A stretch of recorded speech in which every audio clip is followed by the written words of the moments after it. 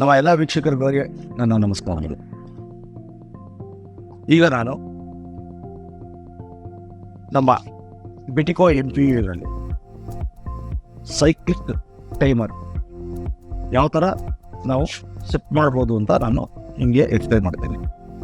ಈ ಸೆಟ್ ಮಾಡೋದನ್ನು ಹೇಗೆ ಅಂತ ಎಕ್ಸ್ಪ್ಲೈನ್ ಮಾಡೋದಕ್ಕಿಂತ ಮುಂಚೆ ನಿಮಗೆ ಸೈಕ್ಲಿಕ್ ಟೈಮರು ಅಂದರೆ ಏನು, ಇದನ್ನು ಯಾವಾಗ ಉಪಯೋಗಿಸ್ತೀವಿ ಅಂತ ನಾವು ನಿಮಗೆ ಹೇಳ್ತೀವಿ. ಈಗ ಸೈಕ್ಲಿಕ್ ಟೈಮರ್ ಅಂತ ಹೇಳಿದ್ರೆ ಒಂದು specific period, for example 2 hours ನಿಮಗೆ ರನ್ ಆಗಬೇಕು, 1 hour ಆಫ್ ಆಗಬೇಕು, ಪುನಃ 2 hours ಆನ್ ಆಗಬೇಕು, 1 hour ಆಫ್ ಮಾಡಬೇಕು. ಇದು ಕಂಟಿನ್ಯೂಸ್ ಪ್ರಾಸೆಸ್. ಇದು ನಿಮಗೆ 24 hours ಪವರ್ ಇದ್ರೆ 2 hours ರನ್ ಆಗ್ತಾ ಇರುತ್ತೆ, 1 hour ಆಫ್ ಆಗ್ತಾ ಇರುತ್ತೆ. 1 hour ಆದಾಗ ಹೇಗೆ ಆನ್ ಆಗುತ್ತೆ, ಪುನಃ 1 hour ಆಫ್ ಆಗುತ್ತೆ. ಇದು ಈ ಪವರ್ ಕಂಟಿನ್ಯೂಸ್ ಆಗಿದ್ದರೆ ಇದನ್ನು ಎಲ್ಲಿ ಯೂಸ್ ಮಾಡ್ತಿದ್ದಾರೆ ಅಂತ ಹೇಳಿದ್ರೆ, ಈಗ ಬೋರ್ನಲ್ಲಿ ನೀರು ಕಡಿಮೆ ಇರುತ್ತೆ, ಅಂದರೆ ನಿಮಗೆ ನೀರು ಗ್ಯಾಪ್ ಹೊಡಿತಾ ಇರುತ್ತೆ. ಆ ಗ್ಯಾಪ್ ಹೊಡಿಬೇಕಾದ್ರೆ ಈ ಸೈಕ್ಲಿಕ್ ಟೈಮರು ನಿಮಗೆ ಉಪಯೋಗ ಬರುತ್ತೆ. ಯಾಕೆ ಅಂತ ಹೇಳಿದ್ರೆ, ಫಾರ್ ಎಕ್ಸಾಂಪಲ್ಲು ಈಗ ನಿಮಗೆ 10 ನಿಮಿಷ ನೀರು ಬರುತ್ತೆ, ಆಮೇಲೆ ನಿಮಗೆ ನೀರು ಬರೋದು ನಿಂತು ಹೋಗುತ್ತೆ. ಆಗ ಸ್ಟಾರ್ಟ್ ಆಫ್ ಆಗಬೇಕು, ನಿಮಗೆ ಮೋಟ್ರ್ ರನ್ ಆಗಬಾರ್ದು. ನೆಕ್ಸ್ಟ್ ನೀವು ಅರ್ಧ ಗಂಟೆ ಆದಮೇಲೆ ಪುನಃ ಬೋರ್ ರೀಚಾರ್ಜ್ ಆಗುತ್ತೆ. ಆವಾಗ ನೀವು 10 ನಿಮಿಷ ಓಡಬೇಕು, ತಿರ್ಗಾ ಖಾಲಿ ಆಗ್ತಿದ್ದಕ್ಕೇನೆ ಆಫ್ ಆಗಬೇಕು. ಆದರೆ 10 ನಿಮಿಷ ಆದಮೇಲೆ ಆಫ್ ಆಗುತ್ತೆ. ಪುನಃ ನಿಮಗೆ ಹಾಫ್ ಆನ್ ಅವರ್ ಆದಮೇಲೆ ಬೋರ್ ರೀಚಾರ್ಜ್ ಆಗುತ್ತೆ, ಪುನಃ ಮೋಟ್ರು ರನ್ ಆಗುತ್ತೆ. ಇದು ಕಂಟಿನ್ಯೂಸ್ ಆಗಿ ಈ ಪ್ರಾಸೆಸ್ ನಡೀತಲೇ ಇರುತ್ತೆ. ಅದಕ್ಕೆ ಇದನ್ನು ನಾವು ಸೈಕ್ಲಿಕ್ ಟೈಮರ್ ಅಂತ ಕರೀತಾ ಇದ್ದೀವಿ. ಈ ಸೈಕ್ಲಿಕ್ ಟೈಮರ್ನಲ್ಲಿ ನೀವು ಏನು ಅಬ್ಸರ್ವ್ ಮಾಡೋದಪ್ಪ ಅಂತಂದರೆ, ನಿಮಗೆ ಯಾವುದೇ ಕಾರಣಕ್ಕೂ ಮಧ್ಯದಲ್ಲಿ ಪವರ್ ಹೋಗಿ ಪವರ್ ಬಂದರೂ ಸೈಕ್ಲಿಕ್ ಟೈಮರ್ನಲ್ಲಿ ನಿಮ್ಮ ಟೈಮಿಂಗ್ಸು ಲಾಸ್ ಆಗೋದಿಲ್ಲ. ಅದು ಹೇಗೆ ವರ್ಕ್ ಮಾಡುತ್ತೆ ಅಂತಂದರೆ, ಈಗ ನೀವು 10 ನಿಮಿಷ ಅಂತ ನೀವು ಆನ್ ಆಗಬೇಕು ಅಂತ ನೀವು ಏನಾದರೂ ಅಲ್ಲಿ ಎಂಟರ್ ಮಾಡಿದರೆ 5 ನಿಮಿಷ ಓಡಿರುತ್ತೆ, 5 ನಿಮಿಷ ಬಿಟ್ಟು ಪವರ್ ಹೋಗಿರುತ್ತೆ. ಹಾಫ್ ಆನ್ ಅವರ್ ಒಳಗಡೆ ಪುನಃ ಕರೆಂಟ್ ಬಂದರೆ ಇಲ್ಲ 5 ನಿಮಿಷ ಅದು ಕಂಪ್ಲೀಟ್ ಮಾಡುತ್ತೆ. ಅದು ಹಾಫ್ ಆನ್ ಅವರ್ ಆದಮೇಲೆ ಕರೆಂಟ್ ಬಂದರೆ ಪುನಃ 10 ನಿಮಿಷ ನೀವು ಓಡಿಸುತ್ತೆ, ತಿರ್ಗಿ ಹಾಫ್ ಆನ್ ಅವರ್ ಆಫ್ ಆಗುತ್ತೆ.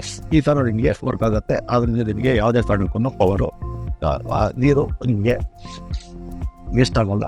ನೀವು ಪಕ್ಕ ನೀವು ನೀರನ್ನು ನೀವು ಬೋರಿಂದ ಈಚೆಗೆ ತೆಗಿಬೋದು. ಇದನ್ನು ಯಾವ ಥರ ಸೆಟ್ ಮಾಡೋದು ಅಂತ ಹೇಳಿದ್ರೆ, ಈಗ ಆ್ಯಸ್ ಯೂಶುವಲ್ ನಾನು ಬೇರೆ ಸೆಟ್ಟಿಂಗ್ಸ್ ಎಲ್ಲ ನಾನು ಮಾಡಿರೋದು ನೀವು ನೋಡಿದರೆ ಅದೇ ಥರ ಸೆಟ್ ಮಾಡ್ಬೋದು. ಆದರೂ ನಾನು ಇನ್ನೊಂದು ಸಲ ನಿಮಗೆ ಎಕ್ಸ್ಪ್ಲೇನ್ ಮಾಡ್ತೀನಿ. ಏನಂತ ಹೇಳಿದ್ರೆ, L1 L3ಗೆ ಕನೆಕ್ಟ್ ಮಾಡಿರೋ ಶೂಸ್ ಕೊಡೋಟ ಯಾವುದಾದ್ರು ಒಂದು ಶೂಸ್ ಕೊಡೋಟ ನೀವು ರಿಮೂವ್ ಮಾಡಿದ್ರೆ LCD ಡಿಸ್ಪ್ಲೇ ಆಫ್ ಆಗುತ್ತೆ, ಲೈಟ್ಸ್ ಕೂಡ ಆಫ್ ಆಗುತ್ತೆ. ಆಮೇಲೆ ನೀವು ಆಟೋ ಸ್ವಿಚ್ಚನ್ನ ಆಫಲ್ಲಿ ಇಡಬೇಕು. ಆಟೋ ಸ್ವಿಚ್ ಆಫಲ್ಲಿ ಇಟ್ಟು ನೀವು ಫ್ಯೂಸ್ ಕೊಡೋಟನ್ನ ಪುನಃ ನೀವು ಆ ಜಾಗಕ್ಕೆ ಹಾಕಿದ್ರೆ, ಫ್ಯೂಸ್ ಹಾಕಿದ್ರೆ LCD ಆನ್ ಆಗುತ್ತೆ. LCDನಲ್ಲಿ ನಿಮಗೆ ನಮ್ಮದು ಕಸ್ಟಮರ್ ಕೇರ್ ನಂಬರ್ ಅಥವಾ ಮೊಬೈಲ್ ನಂಬರು ಬರುತ್ತೆ. ಅದು 10 ನಿಮಿಷ ಮಾತ್ರ ಇರುತ್ತೆ. LCDನಲ್ಲಿ 10 ನಿಮಿಷದ ಒಳಗಡೆ ನೀವು ಆಟೋ ಸ್ವಿಚ್ನ ಆನ್ ಮಾಡಿ 10 ಸೆಕೆಂಡ್ ಇರುತ್ತೆ, ಆಟೋ ಸ್ವಿಚ್ನ ಆಫ್ ಮಾಡಿ ಆನ್ ಮಾಡೋದು. ನಿಮಗೆ ಮೆನು ಓಪನ್ ಆಗುತ್ತೆ. ಫಸ್ಟು ವಾಟರ್ WLC ಮೋಡ್ ಅಂತ ತೋರಿಸುತ್ತೆ, ಅದನ್ನು ನೀವು ಆಫ್ ಮಾಡಬೇಕು. ನೆಕ್ಸ್ಟ್ ಆಫ್ ಮಾಡ್ತಿದ್ದಂಗೆ ನೀವು RTC ಮೋಡ್ ಅಂತ ಟೈಮರ್ ಮೋಡ್ ಅಂತ ಬರುತ್ತೆ. ಟೈಮರ್ ಮೋಡನ್ನ ನೀವು ಆನ್ ಮಾಡಬೇಕು. ಅದಾದಮೇಲೆ ನಿಮಗೆ ನಾರ್ಮಲ್ ಟೈಮರ್ ಅಂತ ತೋರಿಸುತ್ತೆ, ಅದನ್ನು ಆಫ್ ಮಾಡಬೇಕು. ನೆಕ್ಸ್ಟ್ ನಿಮಗೆ ಸೈಕ್ಲಿಕ್ ಟೈಮರ್ ಅಂತ ತೋರಿಸುತ್ತೆ, ಅದನ್ನು ಆನ್ ಮಾಡಬೇಕು. ಅದನ್ನು ಹೇಗೆ ಮಾಡೋದು ಅಂತ ಹೇಳಿದ್ರೆ, ಆಪ್ಷನ್ ಸೆಟ್ಟಿಂಗ್ ನಾವು ಯೂಸ್ ಮಾಡಿ ನೀವು ಮಾಡ್ಬೋದು. ಅದನ್ನು ನಿಮಗೆ ಈಗ ತೋರಿಸ್ತೀನಿ ನಾನು. ಆ ನಾರ್ಮಲ್ ಟೈಮರ್ ಅಂತ ಬಂದಾಗ ಅದು ಆನ್ ಮಾಡಿದಾಗ ನಿಮಗೆ ಏನು ಡಿಸ್ಪ್ಲೇ ಬರುತ್ತೆ ಅಂದರೆ,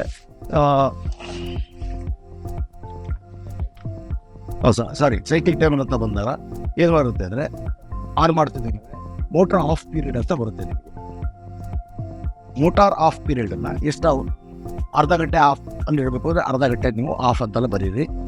ಪುನಃ ನೀವು ಸ್ವಿಚ್ಚನ್ನು ಆಫ್ ಮಾಡಿ ಆನ್ ಮಾಡಿ. ನೆಕ್ಸ್ಟ್ ನಿಮಗೆ ಮೋಟರ್ ರನ್ ಪೀರಿಯಡ್ ಅಂತ ಬರುತ್ತೆ. ಎಷ್ಟು ಅವರ್ 10 ನಿಮಿಷ ಓಡಿಸ್ಬೇಕು ಅಂದರೆ 10 ನಿಮಿಷ ನೀವು ಎಂಟರ್ ಮಾಡಿ ಅದನ್ನು ಸ್ವಿಚ್ಚನ್ನು ಆಫ್ ಮಾಡಿ ಆನ್ ಮಾಡಿ ಇದು ಸೇವ್ ಆಗುತ್ತೆ. ನೆಕ್ಸ್ಟ್ ನಿಮಗೆ ಇದೇ ಥರ ನಿಮಗೆ ವರ್ಕ್ ಆಗ್ತಾ ಇರುತ್ತೆ. ಈಗ ಮಧ್ಯದಲ್ಲಿ ಮೋಟ್ರ್ ರನ್ ಆಗಬೇಕಾದ್ರೆ ಆಗಲಿ ಅಥವಾ ಮೋಟ್ರ್ ರನ್ ಆಗಬೇಕಾದ್ರೆ ನೀವು ಬಂದು ರಿಸೆಟ್ ಬಟನ್ನ ನೀವು ಪ್ರೆಸ್ ಮಾಡಿದ್ರೆ, ಇದೇ ರಿಸೆಟ್ ಬಟನ್ ಇದನ್ನು ಪ್ರೆಸ್ ಮಾಡಿದ್ರೆ ಮೋಟಾರ್ ಇನ್ನು ಓಡಬೇಕಾಗಿರೋ ಟೈಮ್ ಇದ್ದರೆ ರಿಮೈನಿಂಗ್ ಡ್ಯೂರೇಷನ್ ಅಂತ ತೋರಿಸುತ್ತೆ. ಮೋಟಾರ್ ಓಡಿದ ಮುಗಿದೋಗಿದ್ರೆ ನಿಮಗೆ ಸ್ಟಾರ್ಟಿಂಗ್ ಟೈಮ್ ಡಿಸ್ಪ್ಲೇ ಆಗುತ್ತೆ. ಆದರೆ ನೆಕ್ಸ್ಟ್ ಸ್ಟಾರ್ಟಿಂಗ್ ಟೈಮ್ ಎಷ್ಟು ಗಂಟೆ ಸ್ಟಾರ್ಟ್ ಆಗುತ್ತೆ ಅನ್ನೋದನ್ನು ಈ LCD ನಿಮ್ಗೆ ಡಿಸ್ಪ್ಲೇ ಆಗ್ತಿರುತ್ತೆ. ಮೋಟರ್ ರನ್ ಮುಗಿದೋದ್ರೆ ನಿಮಗೆ ಇಲ್ಲಿ ಆಲ್ವೇಸ್ ಯಾವಾಗಲೂ ನಿಮಗೆ ರನ್ ಕಂಪ್ಲೀಟೆಡ್ ಅಂತ ತೋರಿಸ್ತಾರೆ. ಈಗ ನಾನು ಯಾವ ಥರ ಸೆಟ್ ಮಾಡೋದು ಅಂತ ನಾನು ನಿಮಗೆ ತೋರಿಸ್ಕೊಡ್ತೀನಿ. ಈಗ L1 ಅಥವಾ L3 ಹಾಕಿರೋ ಫೀಸ್ ಕೊಟ್ಬಿಟ್ಟು ಯಾವ್ದಾದ್ರು ಒಂದು ಫೀಸ್ ಕೊಟ್ಬಿಟ್ಟು ನಾನು ಪ್ರೀಮಿಯಂ ಹೇಳಿ ಈಗ ಆಟೋ ಸ್ವಿಚ್ಚನ್ನು ಆಫಲ್ಲಿ ಇಟ್ಟಿದ್ದೀನಿ. ಈಗ ವಾಪಸ್ಸು ಫೀಸ್ ಕೊಟ್ಬಿಟ್ಟು ಹಾಕ್ತೀನಿ. ಫೋನ್ ನಂಬರ್ ಬಂತು, ಆಟೋ ಸ್ವಿಚ್ ಆಫ್ ಮಾಡಿ ಆನ್ ಮಾಡಿದೆ. WLC ಮೋಡ್ ಆಫಲ್ಲಿದೆ. ನೆಕ್ಸ್ಟ್ ಟೈಮರ್ ಮೋಡು ಆಫಲ್ಲಿದೆ. ಇದನ್ನು ನಾನು ನಾಬು ಆಪ್ಷನ್ ಸೆಟ್ಟಿಂಗ್ ಟರ್ನ್ ಮಾಡಿ ಆನ್ ಅಂತ ಮಾಡಿದ್ದೀನಿ. ಈಗ ನಾರ್ಮಲ್ ಟೈಮರ್ ಆನಲ್ಲಿದೆ, ನಾನು ನಾರ್ಮಲ್ ಟೈಮರ್ ಬೇಡ, ಇದರ ಆಪ್ಷನ್ ಸೆಟ್ಟಿಂಗ್ ನಾನು ತಿರುಗಿಸ್ಬಿಟ್ಟು ಆಫ್ ಅಂತ ಇಟ್ಟಿದ್ದೀನಿ. ಈಗ ಸೈಕ್ಲಿಕ್ ಟೈಮರ್ ಆಫ್ ಅಂತ ಇದೆ, ಇದನ್ನು ಆನ್ ಅಂತ ಇಟ್ಟಿದ್ದೀನಿ. ಈಗ ಆನ್ ಮಾಡ್ತೀನಿ, ಸ್ವಿಚ್ ಆನ್ ಮಾಡಿ ಆಫ್ ಮಾಡ್ತೀನಿ. ಈಗ ಮೋಟ್ರ್ ಆಫ್ ಪೀರಿಯಡ್ ಅಂತ ಬಂದಿದೆ. ಮೋಟ್ರ್ ಆಫ್ ಪೀರಿಯಡ್ನಲ್ಲಿ ಈಗ ನಿಮಗೆ ಈಗ 1 ಅವರ್ ಫಸ್ಟ್ ಅವರ್ ಚೇಂಜ್ ಆಗುತ್ತೆ. 1 ಅವರ್ ಅಂತ ಇಟ್ಟಿದ್ದೀನಿ. 1 ಅವರ್ ಆಫ್ ಮಾಡಿದೆ ಸ್ವಿಚ್ಚು. ಇದು 20 ಮಿನಿಟ್ಸ್ ಇದೆ. ಸೊ ಫಾರ್ ಎಕ್ಸಾಂಪಲ್ ಇದನ್ನು ನಾನು 30 ಮಿನಿಟ್ಸ್ ಇಡ್ತೀನಿ. ಈಗ 30 ಮಿನಿಟ್ಸ್ ಈಗ ಆನ್ ಮಾಡಿ ಆಫ್ ಮಾಡಿದ್ದೀನಿ.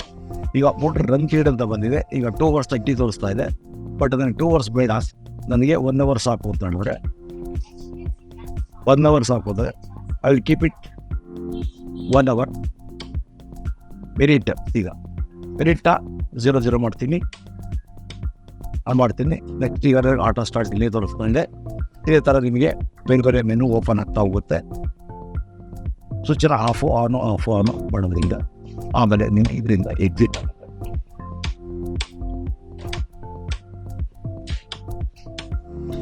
ಈಗ ರನ್ ಪೀರಿಯಡು 2 ಅವರ್ಸ್ ಅಂತ ಸೆಟ್ ಆಗಿತ್ತು ಆ್ಯಕ್ಚುಲಿ ಇದರಲ್ಲಿ. ಈಗ ಏನಾಗಿದೆ, 2 ನಿಮಿಷ ರನ್ ಆಗಿದೆ. ಈಗ ನಾನು ಆಫ್ ಮಾಡಿದ್ದೀನಿ, ಸ್ಟಾರ್ಟ್ ಮ್ಯಾನ್ಯಲಿ ಆಫ್ ಮಾಡಿದ್ದೀನಿ.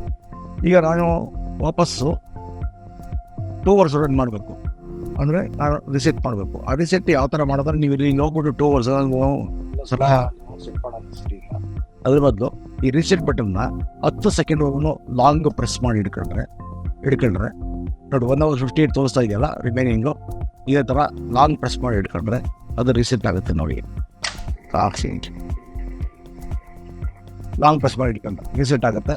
ಈಗ ನಿಮಗೆ ಸೆಟ್ಟಿಂಗು ನೋಡಿ ಇದು 2 ಅವರ್ಸ್ ಆಗಿದೆ.